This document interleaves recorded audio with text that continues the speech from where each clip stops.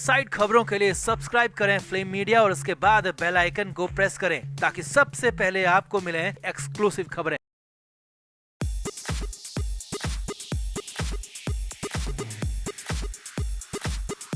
2 सितंबर की सुबह सुबह सिद्धार्थ शुक्ला को लेकर आई खबर ने सभी को हैरान कर दिया, परेशान कर दिया, क्योंकि खबर सिद्धार्थ शुक्ला के निधन की थी और उससे भी बड़ी खबर ये थी कि वजह को हार्ट अटैक बताया गया।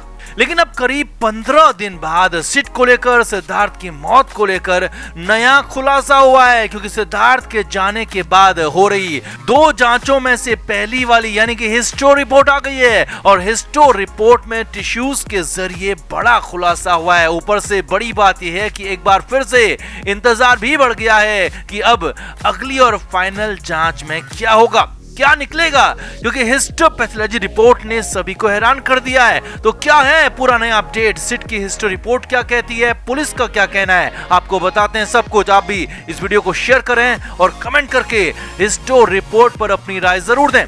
तो सिद्धार्थ शुक्ला को लेकर सबसे हैरानी की बात यही थी कि उनकी मौत की वजह हार्ट अटैक बताई गई, जो कि समझ से परे थी। दिल मानने को तैयार नहीं था कि इतना यंग और फिट इंसान कैसे दिल की बीमारी का शिकार हो सकता है। हालांकि शुरुआत में यही कहा गया, लेकिन जैसे ही पीएम रिपोर्ट आई तो फिर तो डॉक्टर्स ने भी पलटी मार दी और कह दिया कि अभी वजह साफ नहीं है, आगे की जांच जरूरी है। एक डॉक्टर ने नहीं बल्कि डॉक्टर्स के पैनल ने सिट का पीएम किया था और रिकमेंड किया गया कि असली वजह जानने के लिए हिस्टोपैथोलॉजी और केमिकल एनालिसिस किया जाए। अब मुंबई से बड़ी खबर है कि सिट के मामले में यही हिस्टो रिपोर्ट आ गई है, जिसमें कई बड़े खुलासे हुए हैं, हैरानी भरा सच भी निकला है। अब हिस्टो रिपोर्ट में क्या क्या है, उसके मायने क्या है, वो आपको बताएंगे, लेकिन पहले फटाफट ये भी जान लो कि आखिर ये हिस्टो रिपोर्ट होती क्या है हिस्टोपैथोलॉजी। तो असल में मेडिकल लैंग्वेज में हिस्टोलॉजी यानी कि हिस्टो जांच का मतलब होता है बॉडी के टिश्यूज यानी कि ऊतकों की बारीक जांच, और ये बारीक जांच हैवी माइक्रोस्कोप के जरिए होती है। इसमें टिश्यूज की एक एक परत को चेक किया जाता है, जांचा जाता है, परखा जाता है कि कहीं टिश्यूज में कुछ भी गलत तो नहीं है, कहीं कोई लंबी बीमारी तो नहीं दिख रही, या फिर टिश्यूज की बारीक जांच करके ये पता लगाया जाता है कि इंसान को अब तक क्या क्या बीमारियां रही हैं। जी हाँ, टिश्यूज में ये सब कुछ रहता है और इसीलिए हिस्टो जांच के जरिए शरीर के पूरे मैकेनिज्म का पता लग जाता है, शरीर की पूरी बीमारियां जो अब तक हुई हैं उनका पता लग जाता है, यहाँ तक कि शुरुआती स्टेज में ही कैंसर का भी पता लग जाता है। तो टिश्यूज की जांच को हिस्टोपैथोलॉजी कहा जाता है। अब इधर मुंबई पुलिस सूत्रों के मुताबिक सिद्धार्थ शुक्ला की हिस्टोपैथोलॉजी रिपोर्ट उन्हें मिल गई है।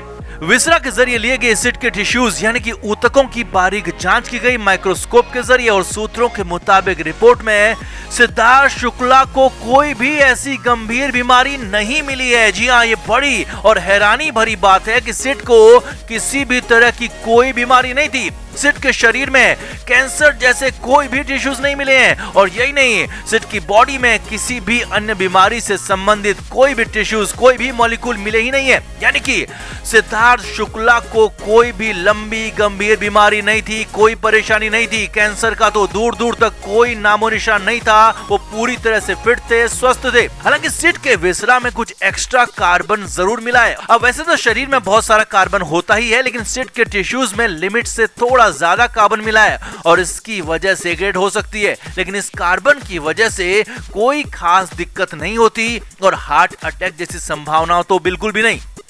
यानी कि सिद्धार्थ शुक्ला को कोई बीमारी नहीं थी, सिट की बॉडी में कुछ भी अनवांटेड नहीं था। हाँ, कार्बन थोड़ा सा ज्यादा था, लेकिन उससे मौत होने की संभावना तो बिल्कुल भी नहीं है। और बड़ी बात यह है कि जब सिट को कोई परेशानी नहीं थी, सिट को कोई बीमारी नहीं थी, तो फिर हार्ट अटैक आया कैसे, ये जांच का विषय है और इस पर जांच अब आगे बढ़ना तय है। अब विसरा की 2 तरह की जांच के लिए कहा गया था, जिसमें पहली जांच यानी कि हिस्टो रिपोर्ट आ गई है, जिसमें साफ हो गया है कि सिद्धार्थ को कोई दिक्कत नहीं थी। अब इंतजार अगली यानी कि केमिकल एनालिसिस रिपोर्ट का है, और अब केमिकल जांच से ही पूरा पता चल सकेगा कि आखिर सिद्धार्थ को अगर हार्ट अटैक आया तो वो कैसे आया, क्या दवाओं का ओवरडोज था, क्या किसी ने जहर दिया, या फिर किसी और तरह के केमिकल या नव एजेंट का इस्तेमाल किया गया, या फिर वजह कोई और थी। ये सारा का सारा खुलासा केमिकल एनालिसिस के बाद ही होगा।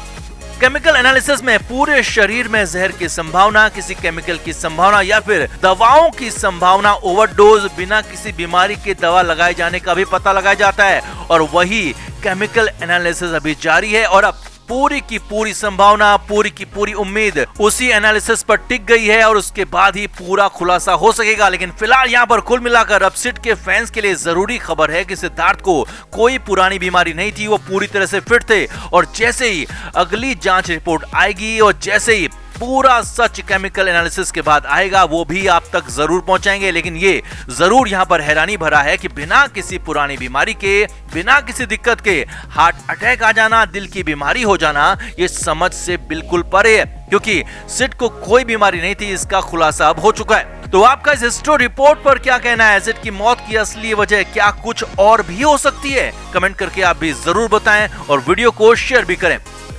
तो सिद्धार्थ शुक्ला के जाने का गम किसी को है तो वो उनकी मां रीता शुक्ला और शहनाज गिल हैं। और सना को देखकर तो साफ कहा जा सकता है कि उनकी हालत और भी ज्यादा खराब है। वो सिड के जाने का गम बर्दाश्त कर ही नहीं पा रही है और इसीलिए तो सभी जानना चाहते हैं कि आखिर शहनाज की हालत कैसी है, कैसी कंडीशन है उनकी सना की। हालांकि इस बीच लगातार शहनाज की हेल्थ को लेकर खबरें, अपडेट्स मिल रहे थे, लेकिन पहली बार, जी हाँ पहली बार सिद्धार्थ की मां रीता शुक्ला इस पर बोली है और खुलकर बोली है।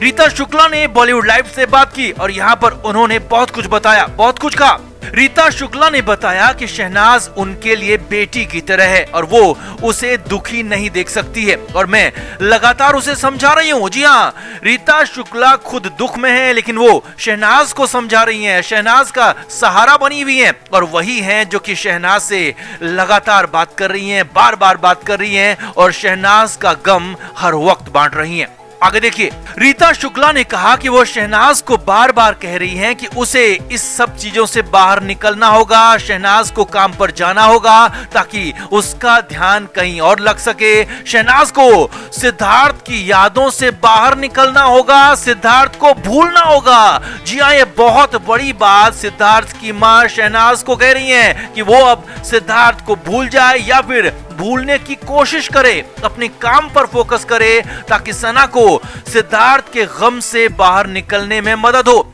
और सिड की मां चाहती हैं कि जितनी जल्दी हो सके शहनाज गिल काम पर जाए ताकि वो सिद्धार्थ को भूल सके, जिंदगी में आगे बढ़ सके। इतना ही नहीं, आगे देखिए, रीता शुक्ला ने बॉलीवुड लाइव को बताया कि शहनाज गिल की हालत ठीक नहीं है, वो डिप्रेशन की तरफ जा रही है। जी हाँ, ये बहुत बड़ी बात उन्होंने कही कि वो डिप्रेशन की तरफ जा रही है और मैं नहीं चाहती हूँ कि मेरा बेटा तो इस दुनिया को छोड़कर चला गया और अब मेरी बेटी भी डिप्रेशन में चली जाए, उसकी मानसिक हालत पूरी तरह से खराब हो जाए, वो बीमार ही रहे, ऐसा मैं बिल्कुल नहीं चाहती हूँ। यानी कि रीता शुक्ला ने बताया कि शहनाज गिल की मानसिक हालत ठीक नहीं है, वो डिप्रेशन की तरफ बढ़ रही है और इसीलिए रीता शुक्ला चाहती हैं कि शहनाज सिद्धार्थ को भूल जाए, अपने काम में, अपनी जिंदगी में आगे बढ़े। और सबसे बड़ी बात, रीता शुक्ला शहनाज को अपनी बेटी कह रही हैं और उनका कहना है कि वो अपनी बेटी को परेशानी में नहीं देख सकती हैं, वो अपने बेटे को खो चुकी हैं, बेटी को नहीं खोना चाहती हैं और इसके लिए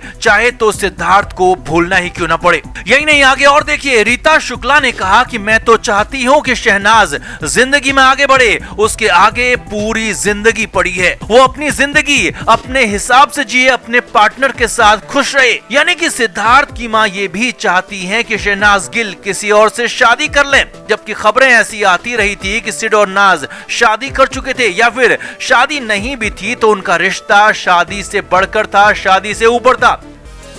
फ्लेम मीडिया रिपोर्ट।